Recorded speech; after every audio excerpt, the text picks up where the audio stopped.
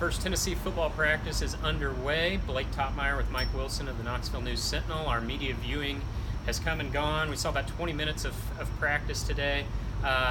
Mike, I guess first thing, got to start with Tracy Smith a little bit. It kind of backed up what Jeremy Pruitt said yesterday in that he was out there, wasn't participating in everything full contact, but he had his helmet on, he was on the field. Another good sign. About as encouraging a day as you could hope for as a Tennessee fan, I think. Seeing Tracy Smith out there in a helmet and pads again after not seeing that in the spring is big.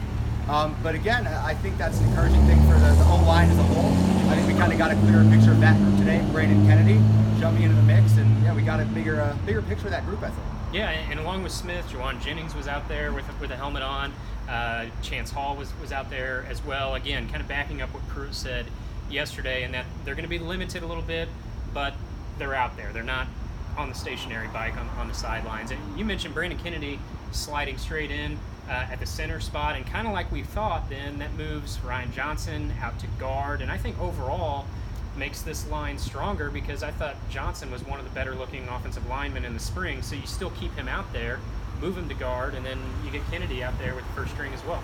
It makes for an interesting group, and I think you look at the offense, you see that kind of being the backbone of what you need to be the strength, and you're seeing a better picture of who Tennessee has there, what the potential could be, especially once Tracy Smith jumps back into that fold. And I think we talked about it a bit yesterday, but yeah, Tracy Smith, if he slides into left tackle, you kind of know your offensive line at that point. You say Tracy Smith, Ryan Johnson, Brandon Kennedy, Riley Lockley are probably right guard, and then you've got either Marcus Tatum, Devontae Brooks, or maybe Chance Hall at right tackle.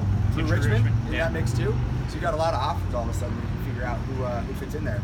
Quarterback, we didn't really learn probably anything more than what we already knew, which is, I think right now, Jarrett Garantano is the leader in the clubhouse. After that, Keller Chris. After that, Will McBride. After that, JT Shrout.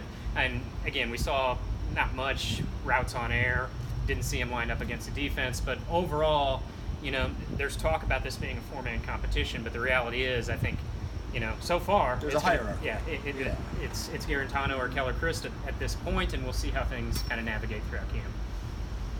I feel good about that. I think that's what it is. I thought running back was more interesting today in terms of that competition. I'm kind of on that Madre London train of saying maybe he's a guy that fits this offense better than the guys they already have. But it looked like it was Ty Chandler and Tim Jordan at the top, which understandable at this point. London wasn't here in the spring, kind of similar Keller Chris situation. But London looked like he was running fourth team today. So that's going to be an interesting one to watch to me is who emerges in that group. But Tyson Helton talked about it yesterday. He expects to play a lot of running backs, have a by-committee approach in this league. Jeremy Pruitt will address reporters after practice, and for all the coverage of that press conference and of fall camp, go to knoxnews.com.